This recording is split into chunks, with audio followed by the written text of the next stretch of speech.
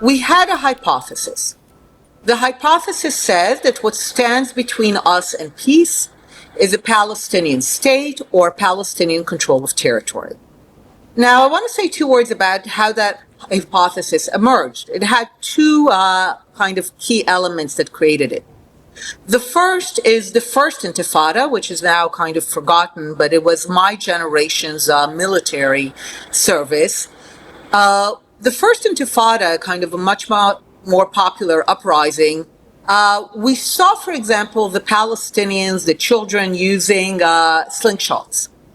So that began for us a kind of question of reverse imagery. If they're using slingshots, are they the David and we're the Goliath? Or, for example, they would use Molotov cocktails.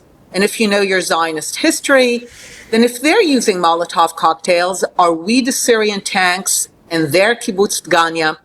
So we began to project on them the notion that they were what we were, a people seeking independence, statehood, even if it's in part of the land. And then began the 90s. And again, people sometimes talk about Oslo. How could you have been so naive? And I have to remind people what the 90s were like. The 90s was a decade where everything that people said was impossible happened. The Soviet Union collapsed. The Berlin Wall came down. The countries of Eastern Europe became free. Nelson Mandela came out of prison. Apartheid in South Africa came to an end. Northern Ireland signed the Good Friday Agreement. Everything that seemed impossible happened, and it even had a name, the end of history. And in that global mood, it became possible to imagine that we, in our little corner of the world, can finally put behind decades of enmity. So that was the background. And what's important here, so we had this hypothesis that what stands between us and peace is Palestinian statehood, partition, Palestinian control of territory. Now comes the part that people love to either ignore or erase, and this is that the hypothesis was tested.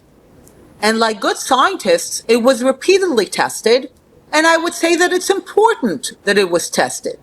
It was tested by two Israeli prime ministers, Ehud Barak in 2000 and Ehud Olmert in 2008. Important to say, prime ministers that were elected on a platform of peace. They did not betray their voters by pursuing it.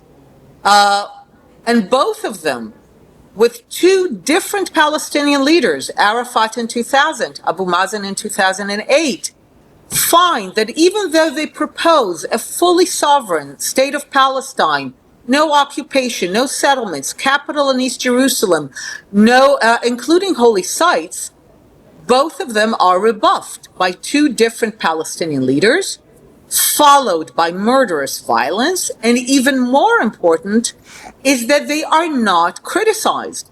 There are no dissenting voices among the Palestinians who are saying, go back there into the negotiating room and get us what we, get us our states. That's what we want. Which shows that in walking away, both Arafat and Abu Mazen were fulfilling their people's wishes. In between Barak and Olmert, you have Ariel Sharon, who tests the hypothesis in a different way. He says, okay, direct bilateral negotiations are not successful. Let's try unilateral retreat, unilateral disengagement. We'll just give Palestinians territory to control, and that will get us to a better place. And he does it to the last square inch, in a typical Sharon fashion, ruthlessly and effectively. And we know what they made of Gaza. They turned the entire strip into a weaponized landscape for the singular purpose of, in their words, liberating Palestine from the river to the sea. So we have at least a decade, if not two, even three, where the hypothesis that what stands between us and peace is Palestinian statehood, partition, Palestinian control of the land is tested in a variety of ways, and it collapses. What the Arab Palestinian movement demonstrated then by their actions in your view, according to the evidence of history, is that they are not interested in an Arab-Palestinian state, but in obliterating the possibility of a Jewish state. Absolutely. And not just their behavior, their words, and also they were offered full sovereign states, not just autonomy. So they rejected a full sovereign state.